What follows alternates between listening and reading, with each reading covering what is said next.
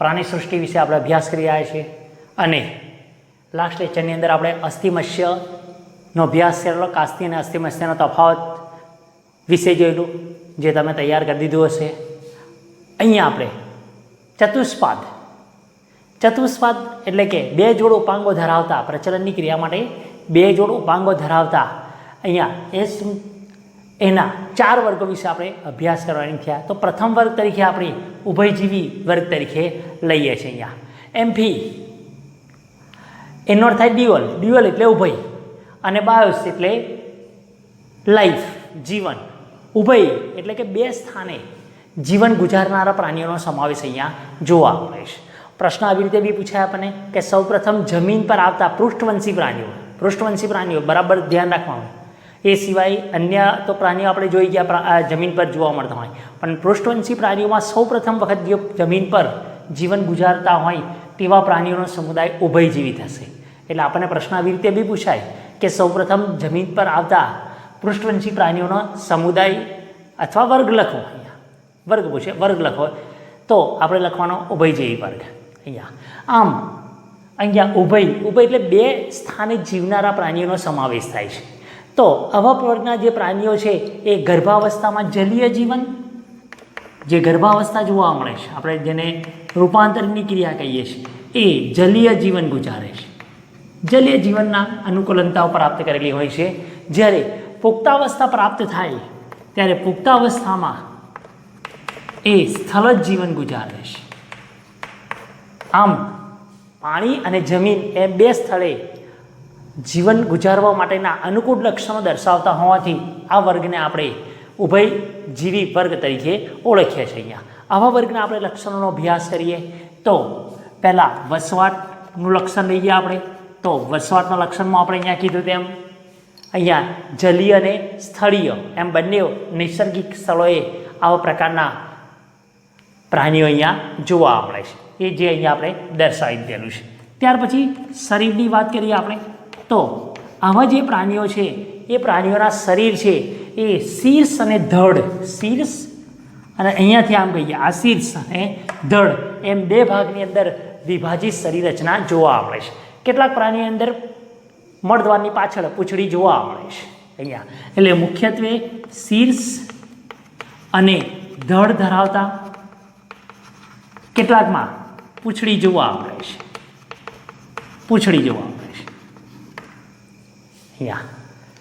ત્યારબાદ તેની ત્વચાની વાત કરીએ આપણે. ત્વચા તો ત્વચા એની ભીની અને ભીની હોય છે, શ્લેષ્મયુક્ત હોય છે, ચીકણી કહીએ આપણે, શ્લેષ્મયુક્ત ચીકણી, અને કોઈ પણ પ્રકારના ભીંગડા જોવા મળતા નથી. એટલે ભીંગડા વિહીન જોવા મળે છે. ભીંગડા વિહીન હોવાનું એક મુખ્ય લક્ષણ એ પણ છે કે આવા જે પ્રાણીઓ છે એ પ્રાણીઓની જે ત્વચા છે એ મુખ્ય શ્વસન અંગ તરીકે વર્તે છે.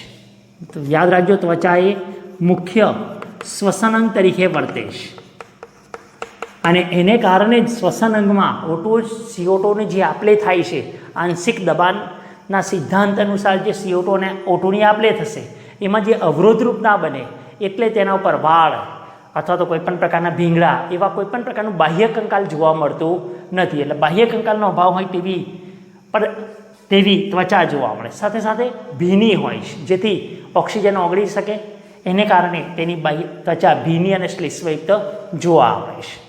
આપણે દેડકાને હાથમાં લઈએ તો ચિકાસ દર્શાવતો જોવા મળે છે, શ્લેષ્મી હોય છે. એનું કારણ જ એનું મુખ્ય શ્વસન અંગ તરીકે જોવા મળે છે. આ ઉપરાંત તેની આંખોની વાત કરીએ આપણે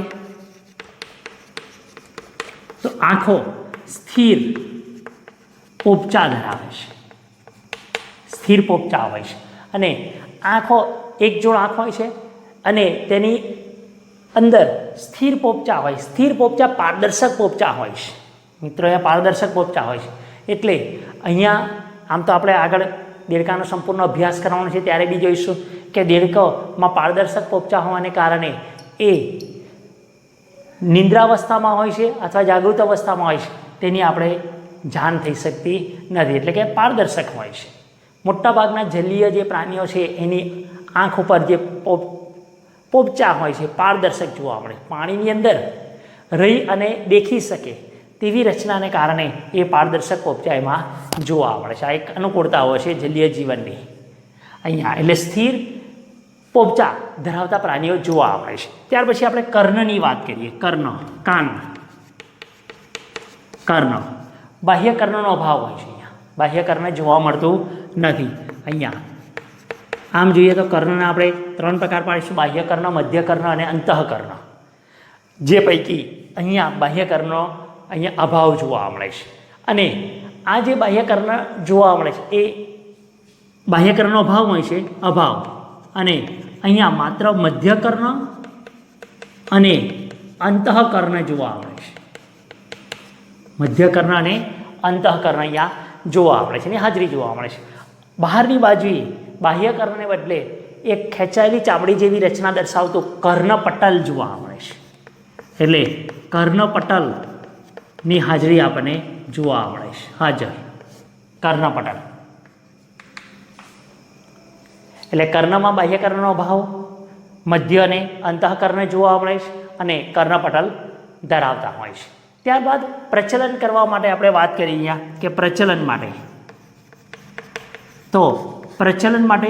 2 જોડ ઉપાંગો જોવા મળે છે. 2 જોડ ઉપાંગો આવેલા હોય છે અહીંયા, અને 2 જોડ ઉપાંગો અગ્રોપાંગ અને પશ્ચોપાંગ એ 2 હોય. પરંતુ ટૂંકો પ્રશ્ન MCQ માટે યાદ રાખવાનું, 1 થી ઓફિસ આ જે પ્રાણી છે એની અંદર ઉપાંગોનો અભાવ હોય છે અહીંયા. એટલે યાદ રાખજો, 1 થી ઓફિસ, 1 થી ઓફિસ. ફિશ શબ્દ આવે છે પણ મત્સ્ય નથી, ધ્યાન રાખવાનું. 1 થી ઓફિસ એમાં ઉપાંગોનો અભાવ.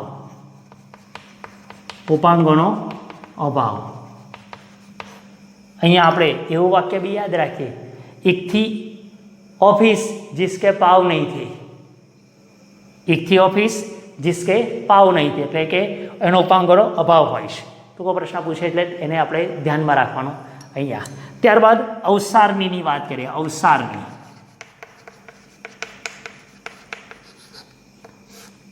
અહીંયા અવસારની શબ્દ પહેલી વાર આવે છે. એટલે અહીંયા અવસારની અંદર પાચન માર્ગ હોય, મૂત્ર માર્ગ હોય અને પ્રજનન માર્ગ હોય. આ જે જોવા મળે છે માર્ગ એક જ સામાન્ય છિદ્ર મારફતે ખુલે છે. બાકી આપણે જોઈએ સામાન્ય રીતે કે મળદ્વાર જુદું હોય, મૂત્રદ્વાર જુદું હોય, જનનદ્વાર જુદું હોય. આવી રીતે મનુષ્યની વાત કરીએ, આપણે સસ્તન વર્ગના પ્રાણીઓની વાત કરીએ તે જુદું જોવા મળે છે. જ્યારે પાચન માર્ગ, મૂત્ર માર્ગ કે પ્રજનન માર્ગ એક જ સામાન્ય કોટર દ્વારા ખુલતું હોય તેને આપણે અવસારની કહીએ છીએ. અને એવી અવસારની બહારની તરફ અવસારની દ્વાર મારફતે ખુલે છે. એટલે અહીંયા યાદ રાખીશું આપણે પાચન માર્ગ, મૂત્ર માર્ગ અને પ્રજનન માર્ગ એક જ સામાન્ય કોટરમાં ખુલે છે. એક જ કોટરમાં, અને એ કોટરને આપણે અવસારની કહીએ છીએ. અને અવસારની બહારની બાજુએ અવસારની દ્વાર મારફતે શરીરની બહાર નિકાલ પામે છે, એટલે અવસાની દ્વાર તરીકે એને કહીશું. ત્યાર પછી જોઈએ આપણે પરિવહન તંત્ર.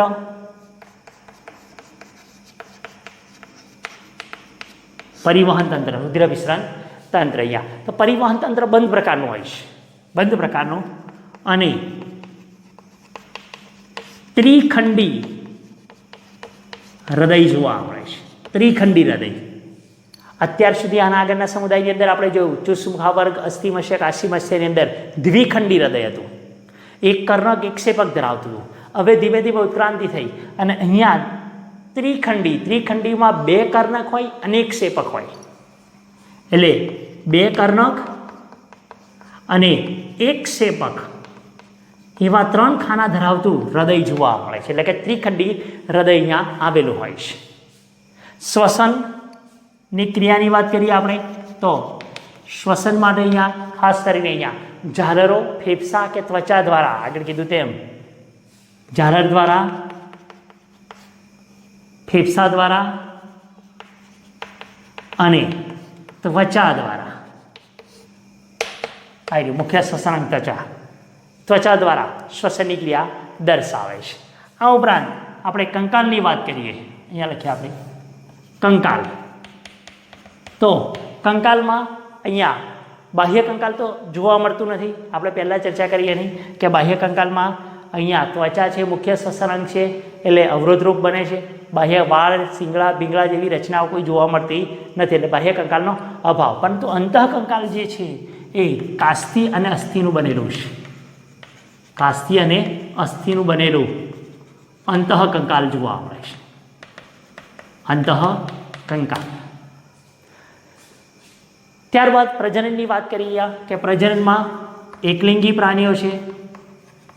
એકલિંગી પ્રાણીઓ બાહ્ય ફલન દર્શાવે છે અહીંયા, એટલે કે માદાના શરીરની બહાર ફલનની ક્રિયા થાય છે. અને રૂપાંતરણ પરોક્ષ બાહ્ય ફલન દર્શાવતા એટલે અંડપ્રસવી પ્રાણીઓ આવશે અહીંયા.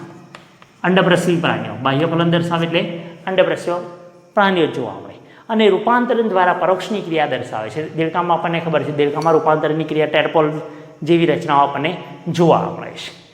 અનુકૂળતાઓની વાત કરીએ તો અસમતાપી પ્રાણીઓ જોવા મળે છે. અસમતાપી પ્રાણીઓ.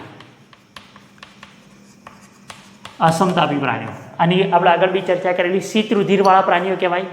એટલે કે બહાર પર્યાવરણમાં તાપમાનનો ફેરફાર થાય છે તે પ્રમાણે શરીરના તાપમાનમાં ફેરફાર કરી શકતા નથી, એટલે એને આપણે અસમતાપી અથવા શીત રુધિરવાળા પ્રાણીઓ તરીકે ઓળખીએ છીએ. અને એટલે જ આ ઉભયજીવી વર્ગના જે પ્રાણીઓ છે એ શીત નિંદ્રા અને ગ્રીષ્મ નિંદ્રા જેવા નિષ્ક્રિય તબક્કાઓ જોવા મળે છે.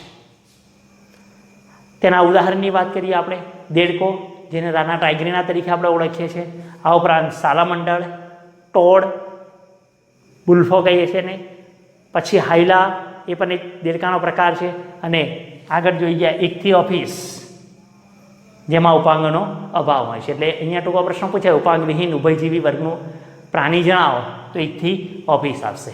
હા મિત્રો, ઉભયજીવી વર્ગના લક્ષણો આપણે યાદ રાખી અને દેડકાને ધ્યાનમાં રાખીને આપણે તૈયાર કરીશું. એટલે આ પ્રાણી દેખેલું છે એટલે આપણને આ લક્ષણો તરત સરળતાથી યાદ રહી જશે આપણને. Thank you.